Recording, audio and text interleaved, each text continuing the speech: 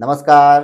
गायत्री ज्योतिष केंद्र में आप सभी लोगों का स्वागत है। आप लोगों के लिए हमेशा ही ज्योतिष शास्त्र से जुड़ी महत्वपूर्ण जानकारी के एपिसोड हम समय समय पर प्रसारित करते रहते हैं। ज्योतिष शास्त्र से जुड़ी हुई हर प्रकार की जानकारी हम आप लोगों के लिए लेकर आते हैं। जानकारी ऐसी कि जिस पर यदि आप अमल करते हैं तो उसका प्रतिफल आप अवश्य ही देखते हैं। आज भी हम आप लोगों के लिए ज्योतिष शास्त्र से जुड़ी हुई अत्यंत महत्वपूर्ण जानकारी लेकर आए हैं। जानकारी है उस ग्रह की जिस ग्रह के बारे में हम सर्वाधिक चर्चा करते हैं, यानी कि राहु ग्रह से संबंधित। वैसे तो राहु ग्रह से संबंधित हम आप लोगों के लिए अनेकों जानकारियां लेकर आए हैं, अनेकों उपाय लेकर आए हैं, और उपाय ऐसे, जानकारियां ऐसी कि जिन व्यक्तियों ने भी उस पर अमल किया है तो प्रतिफल अवश्य ही देखा है। क्योंकि राहु ग्रह की पीड़ा कुछ होती ही ऐसी है कि व्यक्ति उससे निकल नहीं पाता है, और राहु ग्रह यदि कुपित हो जाते हैं तो चारों ओर से व्यक्ति के मार्ग बंद कर देते हैं। कहीं से कहीं तक व्यक्ति को कोई भी आसरा, उजाला यानी कि रोशनी की किरण नजर नहीं आती है। एक प्रकार से चक्रव्यूह में वह व्यक्ति फंस जाता है, क्योंकि राहु ग्रह की पीड़ा होती ही ऐसी है। और राहु ग्रह यदि फलीभूत हो जाते हैं किसी व्यक्ति के लिए तो उसे फर्श से अर्श पर पहुंचाने में भी देर नहीं करते हैं। व्यक्ति कल्पनाओं के परे भी चला जाता है। राहु ग्रह की प्रवृत्ति कुछ है ही ऐसी।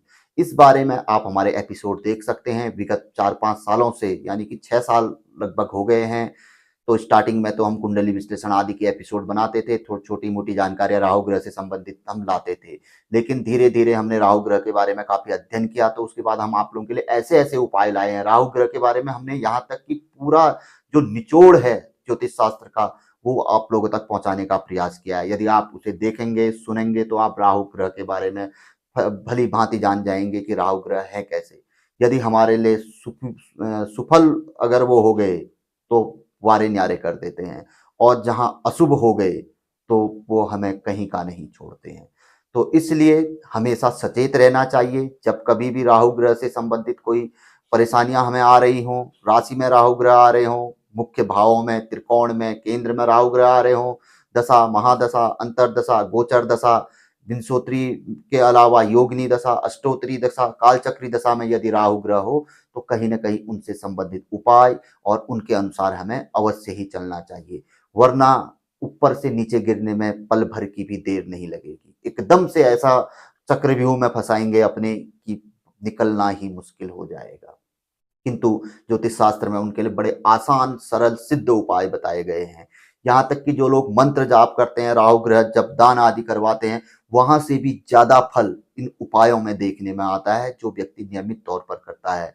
इस बात की पुष्टि आज तक के हमारे बनाए गए हर एपिसोड में जो राहु ग्रह जनित है उनके कमेंट बॉक्स में जाकर आप देख सकते हैं। लोगों ने अपनी अभिव्यक्ति लिखी है कि हमने इन उपायों को किया और इनका चमत्कारिक प्रतिफल प्राप्त किया। राहु ग्रह ही नहीं, कई ऐसे अन्य उपाय भी हैं नवग्रहों के उपायों को छोड़कर, जो लोगों ने सामान्य उपाय जनमानुष के लिए, जो सब हर कोई कर सकता है विशेष पीड़ा से संबंधित, उन उपायों के भी कमेंट बॉक्स में आप जाएंगे तो, क्योंकि सिद्ध उपाय हैं ज्योतिष शास्त्र के, लोगों ने अपनी अभिव्यक्ति प्रकट की है। हम तो बहुत कुछ कह देंगे।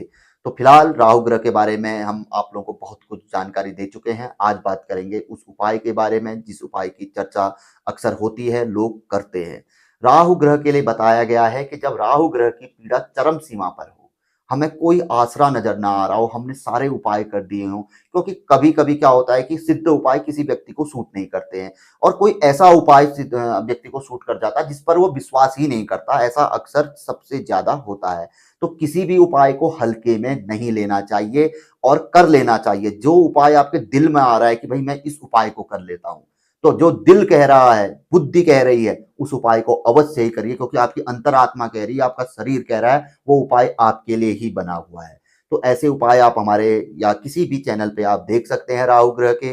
तो जो लग रहा है आपको कि मुझे ये करना चाहिए, तो करिए और आपको फल मिलेगा, इस बात की 100% गारंटी है। तो बात करते हैं उपाय की। राहु ग्रह के लिए बताया गया है कि 7 लाल मिर्च, जो सूखी हुई लाल मिर्च है, उसे तेल में तलकर, यानी कि आप शुक्रवार या शनिवार को यह उपाय कर सकते हैं। शुक्रवार या शनिवार की साय को तेल में 7 लाल सूखी मिर्च, जो कि सूख जाती है, जैसे हरी मिर्च के बाद हरे के बाद लाल होती है मिर्च, उसके बाद उसको सुखाया जाता है तो सूख जाती है, मार्केट में मिलती है, अवेलेबल होती है। 7 लाल मिर्च को तेल में तलकर 7 मार्गों में आप इन्हें लेके जाइए, यानी कि 7 मार्गों में इनको पाँव से मसलना है। मैं आपको समझा देता हूं कि आपने 7 लाल मिर्च तेल में तली और उसके बाद शनिवार या शुक्रवार की रात्रि को आप 7 मार्ग यानी कि तिमार्ग, जहां से 3 मार्ग करते हैं तो 3 मार्ग मिल गए। एक मार्ग तो जिससे आप गए उस मार्ग में ही एक मिर्च को आपने रखना है और पाँव से उसको मसल देना है, और उसके बाद दूसरे मार्ग में चले जाना है, उसको मिर्च को डाल देना है, उसको पाँव से मसल देना है। ऐसे ही तीसरे मार्ग में चले जाना है, मिर्च को पाँव से मसल देना है। तो 7 मार्ग, यानी कि आप ऐसा भी कर सकते हैं कि जहां से तिराहा कट रहा है, अगर आपके नजदीक पे तिराहे वाले 7 मार्ग हैं तो वो और बढ़िया है, उस मार्ग में आप उसके सेंटर में जाके उसको मसल सकते हैं। लेकिन 7 मार्ग लिखा गया है, लेकिन हम इसमें विस्तृत आपको बता दे रहे हैं कि और बेहतर आप इसे कैसे कर सकते हैं, जैसा उपाय में बताया गया है। तो अगर आपके पास ऐसा नहीं है तो आप 7 अलग-अलग मार्गों में मिर्च को ले जाकर, लाल मिर्च जो कि तली हुई होनी चाहिए, किसी भी तेल से आप तल सकते हैं, पाँव से मसल दीजिए ताकि वह टूट जाए, उसके दाने बाहर निकल जाए।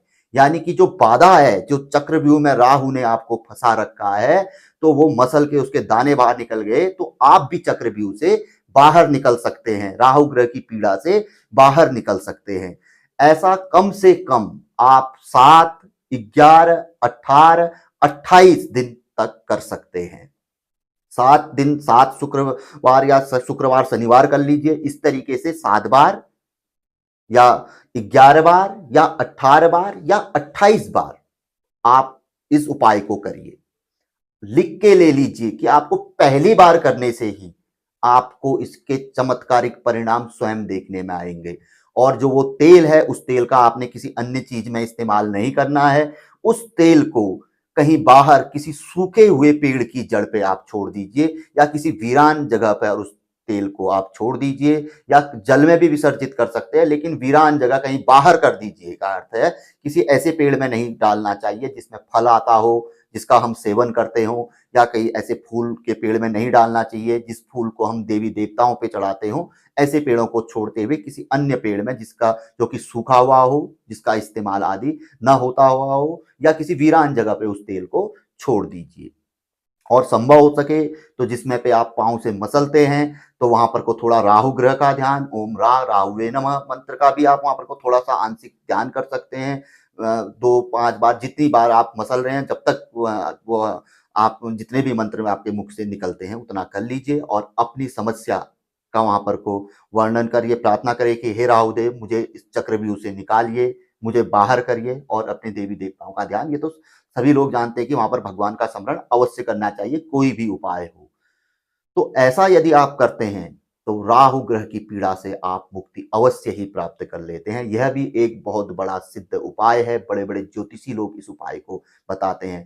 कई लोग तो इसको तवे में भी भूनते हैं, तवे में भी इसको भूना जाता है। कई ज्योतिषी ऐसा भी बताते हैं कि इसको तवे में भी भूनकर 7 मार्गों में वो करना चाहिए, लेकिन जैसा लिखा गया है, जैसा बताया जाता है कि इसको तेल में तलना चाहिए और तेल को बाहर कर देना चाहिए। तो ऐसा करने से चमत्कारिक परिणाम देखने में आएंगे। बस बात होती है आपके करने पे। यदि आप करते हैं तो स्वयं देखते हैं। हम तो बहुत कुछ कहेंगे, हम तो तारीफ पे तारीफ करेंगे किसी भी उपाय की। इससे पहले भी जो उपाय लाए हम अवश्य कहते हैं कि यह जबरदस्त उपाय है, एक से बढ़कर एक उपाय है। तो इसमें बात यह होती है कि कोई उपाय किसी को पहली बार में ही सूट कर जाता है, कभी लंबे समय तक सूट कर में भी वह फल देता है। बीच में आदमी करते रहता है, आदमी थक जाता है, भाई इससे कुछ नहीं मिल रहा। लेकिन हमें यह बात जाननी थी कि कोई ना कोई उपाय हमारे लिए है, हमें करते रहना चाहिए। इस उपाय से नहीं दूसरा, दूसरे से नहीं तीसरा, क्योंकि ये सब भगवान के ही नाम है। ग्रह भी क्या है, एक प्रकार से भगवान के गण हैं, तो उनका उपाय हम करेंगे तो हानि कहीं से कहीं तक नहीं है, जो भी है लाभ ही लाभ है। इस उपाय की एक विशेषता और भी है, यदि किसी ने कोई हमारे ऊपर ब्लैक मैजिक, काला जादू किया हुआ है, या किसी प्रकार का कोई पितृ दोष आदि है, उस वजह से जो रुकावट आ रही है वह भी इस उपाय से दूर हो जाती है। तो बहुत अच्छा उपाय है। उपाय तो हर कोई अच्छा होता है, बस बात है कि आपके आजमाने में, आपके उपयोग में लाने में।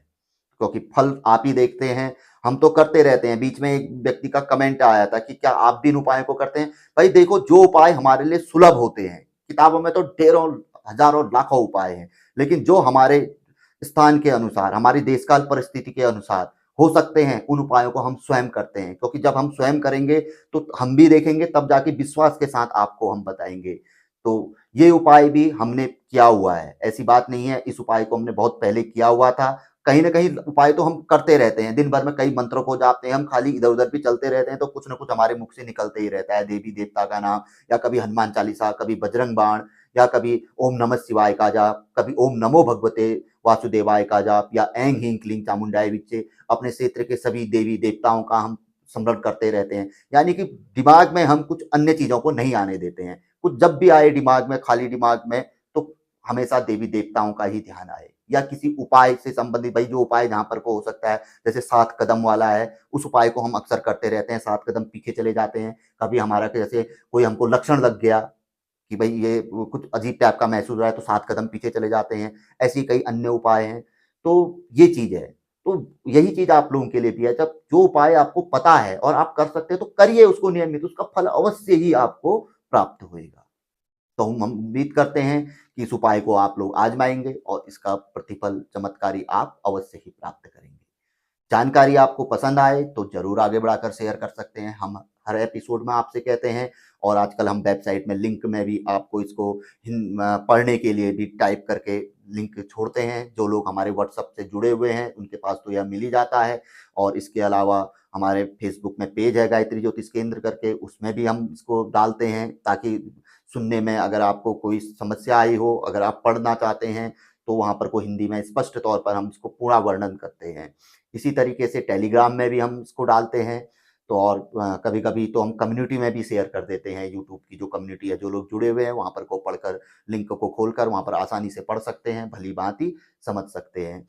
और धीरे-धीरे, अभी तो समय नहीं है, तो हर एपिसोड के डिस्क्रिप्शन में आपको हमारे ये वेबसाइट के लिंक, या हमारे पेज के लिंक, या व्हाट्सएप ग्रुप के लिंक आपको मिलने शुरू हो जाएँगे। आप उनसे जुड़ सकते हैं।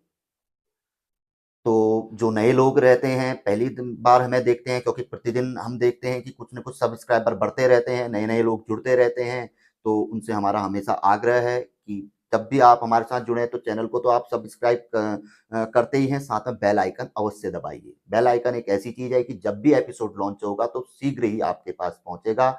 और इसमें निर्णय लेने से पहले, हमारे साथ जुड़ने से पहले, आप हमारे कुछ एपिसोड अवश्य ही देखिए। हम ये नहीं कहते कि आप हमसे जुड़िए तुरंत।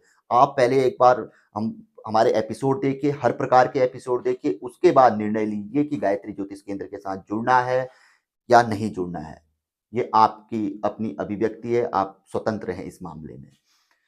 तो मिलेंगे ऐसी किसी बहुत अच्छी जानकारी के एपिसोड के साथ अगले वीडियो में। तब तक के लिए नमस्कार, जय श्री राम, जय श्री कृष्णा, ओम नमः शिवाय।